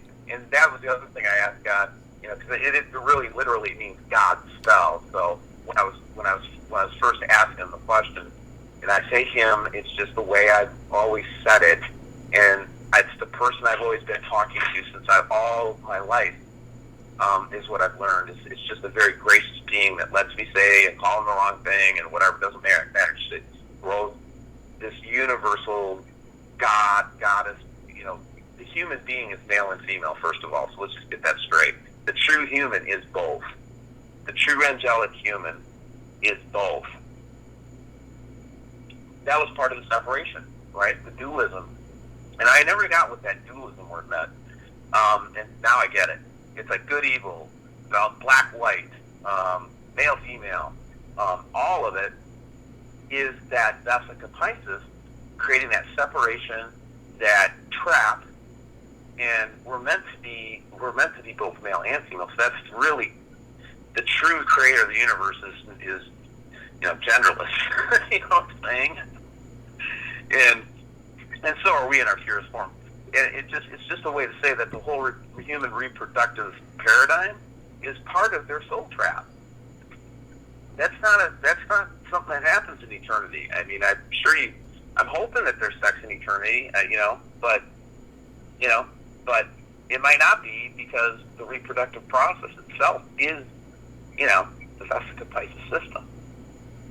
It just is. And so the male-female paradigm is just irrelevant. Isn't it? And at that level, it does become that way. But it doesn't matter. It doesn't mean that there wouldn't be other pleasurable ways of experiencing existence with other beings on an energetic level. And right. Being as much into energy as I'm into, I mean, there's so many different types of energetic lovemaking, like Tantra and some other techniques that you don't even touch the other person. But I mean, I have, and not to get too personal with everybody, but I've felt my actual chakras lock on to partner chakras without even touching them, and it was better than typical physical sex. It was way more intense, and it was way more real. Yeah, because you were in this is it, and that's that again. That I know this is really intimate stuff, right? But that ultimate orgasm experience, that's you actually tasting a little of eternal energy, because that little spark is what's needed to make a baby. Okay, and so there's a lot of energy. That's the one place they have to let us touch it, and that's why we like it so much. They knew how to do this, man. They wired us right. You know what I mean? To get the result they wanted. But to your point, if you understand that that's a moment of mixing, an opportunity to mix with the soul partner, this is very sacred, very intimate. And when you kind of get that on a philosophical, theological level, sex looks way different to me than it used to. Completely. It just does. Completely, and when it's done energetically like that, and it's done out of pure love, then it's something that's so transcendent, and you get a taste of the eternal in that. It's just so beautiful. Right, and again, and that was part of some of my bad choices. It was like there was still a lot of carnality that I had to work through, and now that I've seen the picture a little bit clear, this is why I've become a more virtuous person, is because I understand how sacred this stuff is and how important it is not to misuse it or to abuse it or any of that, And so when the word sacred starts coming into something, it just makes you treat it differently, completely differently. And you're mixing with another person's soul, and just remember that, before you hook up with someone, You with me? Oh, for sure. Yeah, no, it's... Sex talk for tonight. That was our sex talk for tonight, Michael. Yeah, I mean, for sure. It's there are the thoughts that we are energetically tied to everybody we've ever made love to at any time, and there's these cords that attach us, that are always there. So it's something that should never be done lightly, and only done out of pure love, really. But there's absolutely nothing wrong with it when it's done out of love. Right, and again, this is the misconception of the word sin. That one of the things that I came to realize, and that is that the word, like it was Steiger that asked me one day. He goes, "Can you tell me what sin is?" I'm like, "No, I really can't." Because it's not. There's a bigger idea behind the word sin than just bad behavior. Okay. Because in the context it's used, man of sin, born of sin, those kinds of scriptures don't make any sense if it's behavior, because how do you get born of sin? You're innocent when you're born, aren't you? See what I'm saying? So there's some other idea back there that is defining your fallen state that is the word sin. What is it? It's the host body system. It's the fallen system. It's the snake eating its tail. It's the world that they've created, the matrix, if you will, now for our millennials out there. really well. Doesn't that make sense? Yeah. Doesn't it make sense to your whole experience, what you've seen, and explain why these things, why we act the way we do and do the things we do? It does to me. You know, one of the things that you guys pointed out, and not to change the topic, but it really, I found it fascinating, was when you were showing the different elevations and the temperatures, and you showed that, I think it was around 10,000 feet, up, it was actually warmer than it was at the surface. And, that really shouldn't be, because, as you go higher and higher up, typically, it's going to get colder. And you were talking about the Himalayas, I think you were using an example of. Do you remember that in the video? Oh yeah, in fact I've been watching that, and that line is starting to spread out from the Himalayas over the sub-Saharan continent. And so I'm monitoring that pretty closely. But where it's weird is in the Himalayan mountains, and there have been, Bobby Maverick was telling me today that there's Sherpas and people, it's like an employment issue now because all the snow and ice has melted on the Himalayan mountain chain. And I think it's because, well, let's think about electricity. Electricity takes the path of least resistance. The highest mountain in the world is in the Himalayan mountains. Duh. Right? So these huge electric currents and charges that we show you guys on the SWMF models, and that show the magnetic around the Earth and in the solar system. And so where is that energy most likely to go? Well, I mean, just by a common sense, it's going to go to the Himalayan mountain chain first. And that's why we were looking at it, to see if there were any anomalies there. And then all of a sudden it's like, oh, you go up like 10,000 feet, or, you couldn't have with 10,000. It was like we went up 1,000 feet off the top of the Himalayan mountains based on barometric pressure, and it was 113 degrees. I'm like, that ain't cool. I mean, that ain't right. Right? That can't be right. I was in the Air Force. I know it gets colder as you go up in the air. I mean, you will go up 1,000 feet, the temperature changes immediately. Colder as you go higher. Haven't you guys ever watched, like, when you're in a jet, sometimes they have that little screen, in your passenger seat, you can see how cold it is outside when you're at 40,000 feet or 35,000 feet. It's like negative 65 outside. Right. And so when we went up into those areas in our studies today, we found that the temperature variation was 40 degrees off at the higher elevation. So it's 40 degrees higher over the Himalayan chain. So it's gradually that heat, like, remember that we were talking about how the Earth's becoming a resistor. So if the current's flowing through the Himalayan mountains, there's any resistance there, it's going to create heat. Where's that heat going to go? It's going to go into the atmosphere. It's just simple science when you start to look at it. It just unlocks this stuff. It's like, nobody can troll me anymore now, because it's just like, I don't care what you think. I did my research. I know what I'm looking at now. I'm not saying I know everything, though. I really want to be careful to say that, because there's so many things for us yet to learn in this, what you call the ascension process. And there's many wondrous things ahead of us, I think, Michael. I really do. I really do. I have a lot of hope. I know it sounds weird coming from WSO, since I've been such a fearmonger all these, the first 500 videos, but I got off of it. Watch me evolve, Right. So, do you remember, I remember when we were starting to see the planets again, and there was really clear shots coming in 2015, and that's when I kind of tipped back over, because I actually saw one myself, and that hit really hard. I'm running over to the local feed store, and I'm going to make these little feed pods for the animals, and we're going to have dog food for like 3 years, and I was like doing all that. Because I was freaking out, man. And I get that freak out now. I think a lot of folks out there that in this community will get the freak out phase. And you know who talked me off the ledge? Rex Bear. Really? Rex Bear. Yeah, because he was still pretty small at that time. And so I just called him up, and we started talking, and he's like, oh, Steve, he goes, I went through that in 2009 or 2010 or whenever he went through it, And I was like so comforted by that. And he just gave me that little kind of hand, like, hey, chill out. It's going to be okay. Your channel's good. You're going to do okay. You're going to learn as you go. Just I can tell that this is a mission for you. Just do it, man. Just do the best you can. I mean, you really talked me off the ledge. And he says, and he was one of the ones that really like, hey, make sure make sure that you don't come at it with this like raging fear kind of complex. And I hope that we've been successful in that. But it's impossible not to evoke a fear response from the unawake when you're looking at information that we're looking at.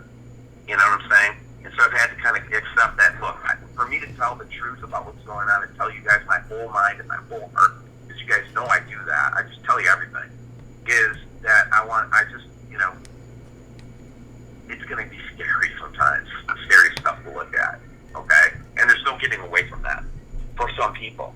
But I find that the more experienced in the community, the ones that are deeper and have really followed their heart and really became spiritual, enlightenment, want to go forward, want to ascend, all that stuff, I find that they're very patient with the people that are first awake too.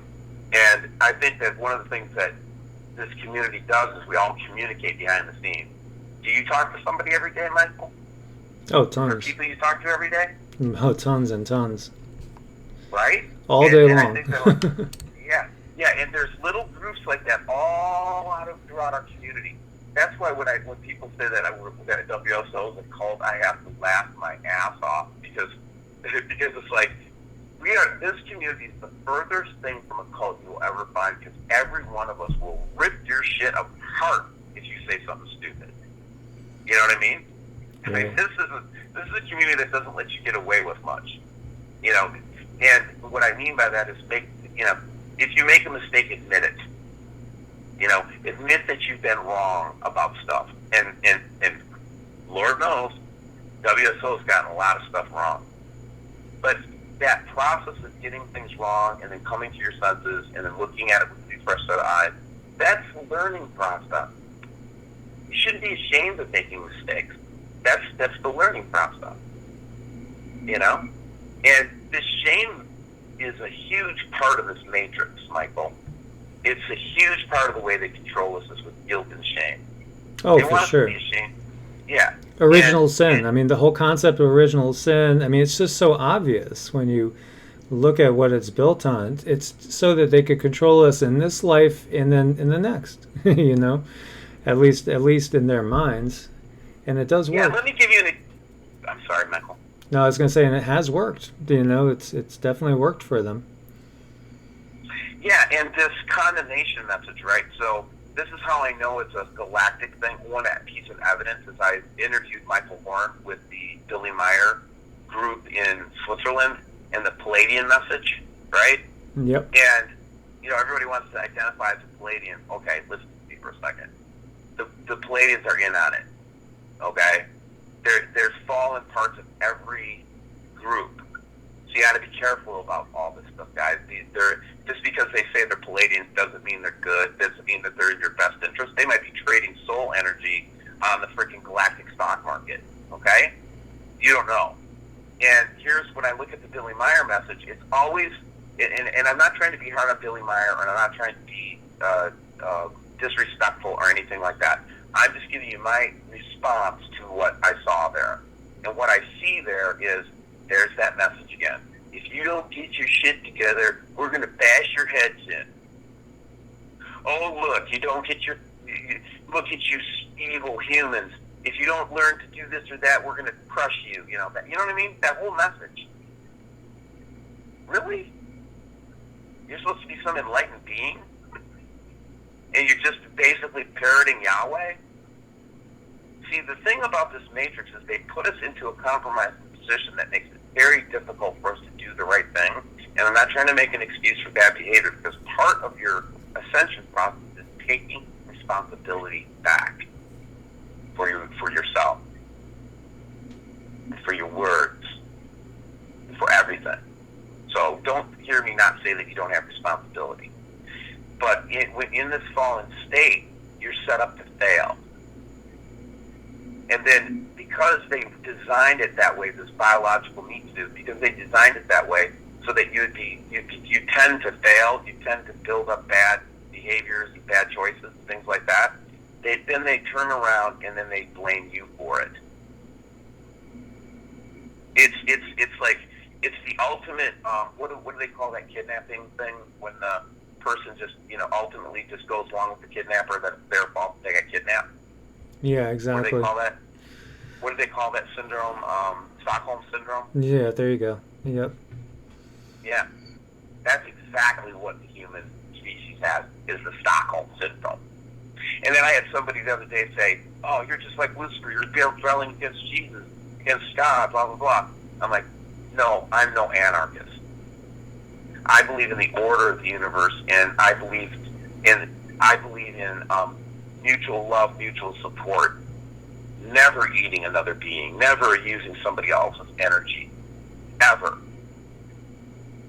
No, I'm no part of Lucifer. Trust me on this. But he, still, yet, even now, these fallen entities and these fallen quote unquote deities, they can still walk back with us too. And even though I know it's not likely, I hold hope for them. This is what Jesus meant by love your enemy. You never want to see a person go off into the night like this, guys. You just don't. It's the most tragic thing that could ever happen to an eternal being, is to go off into the night and never just cease to exist. They'll return to source, though, as space does. But it's a very tragic ending to a consciousness and an eternal experience that's been destroyed by its own self-consumption. It's tragic. So I don't wish it on anybody. And there's not a wrath going on here, by the way, guys. There's not like this big wrath of God that's come down against these guys. They're doing it to themselves. Everything they do, they do to themselves.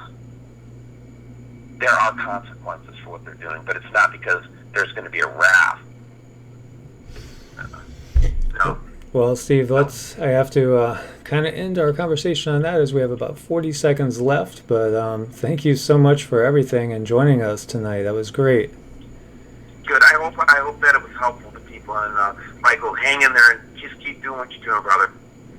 Definitely. That is the plan. Keep going, keep enlightening people, and trying to get, people to see the bigger picture and, join everybody on that ascension path.